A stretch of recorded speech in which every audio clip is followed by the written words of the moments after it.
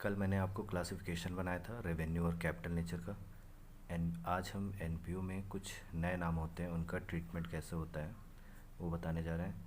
सबसे पहले आपको लिखना है treatment of some typical item. इसमें पहला होता है डोनेशन। डोनेशन का मतलब होता है दान देना। डोनेशन हम दो तरह से दे सकते हैं। पहला है specific purpose. Specific purpose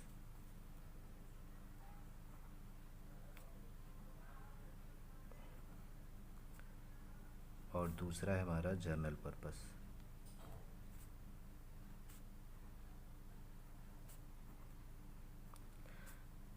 specific purpose रहेगा तो जाहिर सी बात है क्या रहेगा, बिग अमाउंट का रहेगा। और जब बिग अमाउंट में रहेगा तो ये कहाँ जाएगा, कैपिटल रिसिप्ट में। कैपिटल रिसिप्ट, कैपिटल रिसिप्ट और जाएगा liability side of balance sheet. Journal purpose दूसरा है जनरल पर्पस। जनरल पर्पस में दो होते हैं।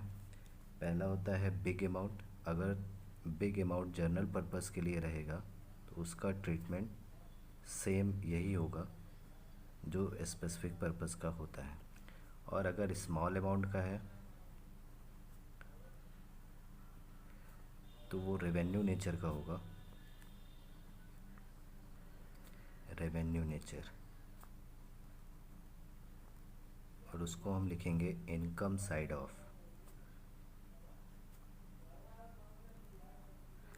Of income and expenditure account.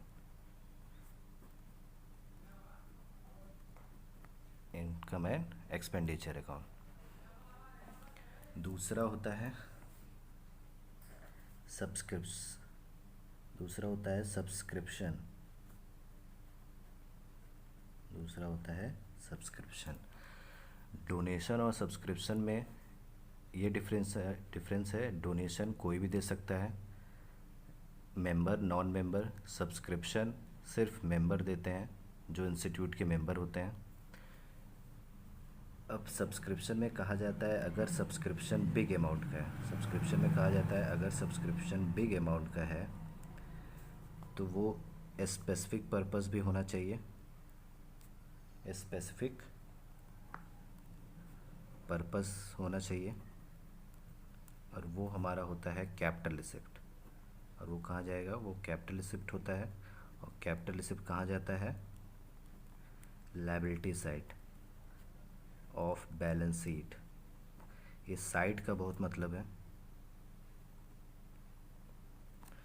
और अगर स्मॉल अमाउंट का है तो वो जनरल पर्पस के लिए होगा।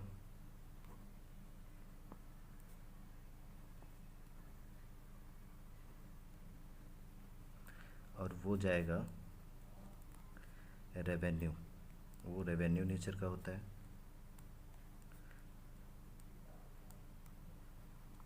और वो जाएगा हमारा income side of income and expenditure.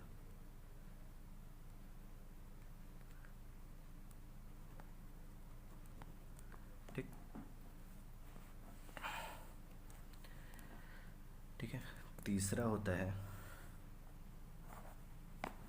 Legacy. तीसरा होता है हमारा लेगेसी। लेगेसी का मतलब जैसे कल को आप बहुत बड़े आदमी बन गए और बहुत पैसा आपके पास आ गया और आपके आगे पीछे कोई नहीं है, तो आप क्या करेंगे, किसी एनपीओ पे, एनजीओ में दान कर देंगे। तो उसे हम क्या कहते हैं, लेगेसी कहते हैं, जिसको विल बोलते हैं, जिसको क्या बोला जाता है, विल। और विल जो होता है वो बिग अमाउंट का होता है। विल क्या होता है, बिग अमाउंट का होता है। और लाइफ में हम एक ही बार मरते हैं तो ये क्या होता है, नॉन रिकरिंग नेचर का होता है। नॉन रिकरिंग नेचर का होता है। और जो बिग अमाउंट होता है वो कहाँ जाता है, वो हमारा कैपिटल रिसिप्ट होता है। कैपिटल रिसिप्ट क्या होता है, कैपिटल रिसिप्ट हमारा जाता है किस में, liability side of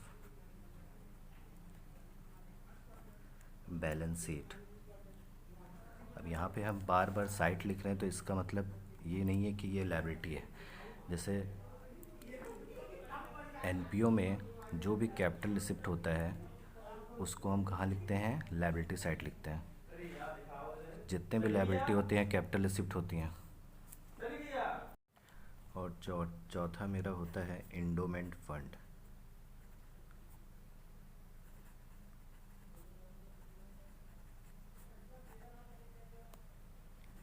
endowment fund का मतलब होता है ग्रो करना।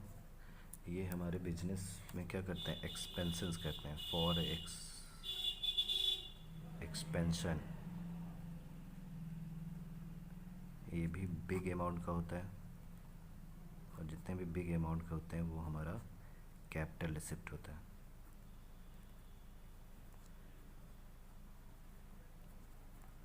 और ये हमारा कहाँ जाएगा, लायबिलिटी साइड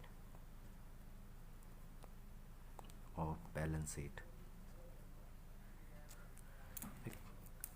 पांचवा होता है सेल ऑफ स्क्रैप,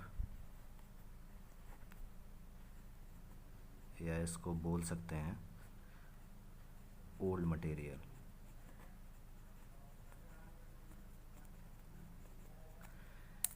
ये हमारा रेवेन्यू नेचर का होता है, ये हमारा रेवेन्यू रिसिप्ट होता है।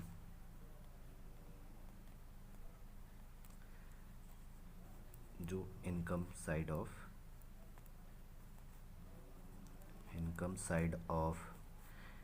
इनकम एंड एक्सपेंडिचर अकाउंट जाएगा, income and expenditure account.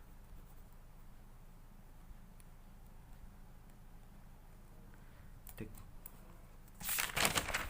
Last हमारा होता है, लास्ट छठवां होता है entrance fees.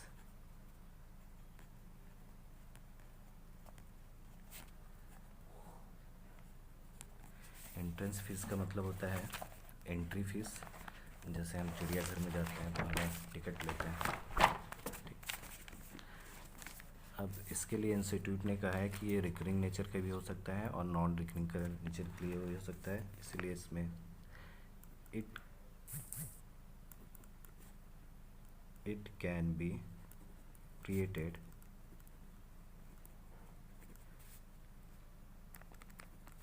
in either way, recurring or non-recurring nature, non-recurring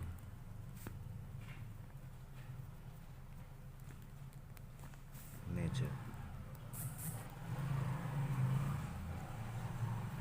but a proper note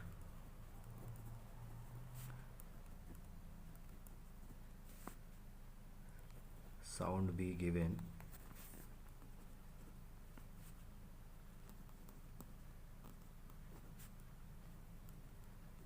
along with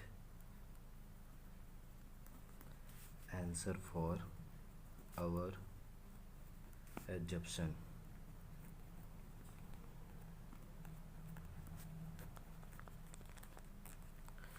मतलब अगर क्वेश्चन में कहेगा रिकरिंग नेचर का करना है तो रिकरिंग नेचर करेंगे, नॉन रिकरिंग का कहेगा तो नॉन रिकरिंग, नहीं तो इसमें से दोनों में से हम किसी का भी ट्रीटमेंट कर सकते हैं।